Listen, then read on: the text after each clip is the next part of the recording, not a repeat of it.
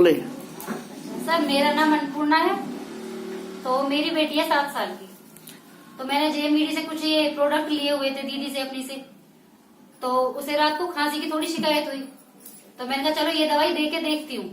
अब पहली बार होता है कि विश्वास नहीं होता किसी चीज पे भी। फिर मैंने कहा चलो दीदी ने दिया है तो इनके ऊपर विश्वास करके रात को मैंने उसे आधा ढक्कन दवाई दी। आधा ढक्कन दवाई के बाद उसे ये भी नहीं है कि नशे की वो होती है, वो चीज भी नहीं है इस चीज में। और वो रात भर आराम से सोई। तो हम इन चीजों पे अच्छे से विश्वास कर सकते हैं। कब से प्रॉब्लम थी उन्हें? उसे थी 4-5 दिनों से थी प्रॉब्लम। तो 4-5 दिनों से प्रॉब्लम हाँ। थी। पहले जो खांसी की दवा देती थी उसमें और इसमें क्या अंतर दिखा उसमें आपको? एक तो ये अंतर था कि पहले जो हम दवाई देते हैं उससे बच्चा नींद में आता है, सोता है उससे। इससे ये भी नहीं है कि बच्चे को दे दिया तो वो आलस में आएगा या सो जाएगा, इस तरह की कोई परेशानी नहीं लगी। खांसी बने जब नींद भी ना आवे।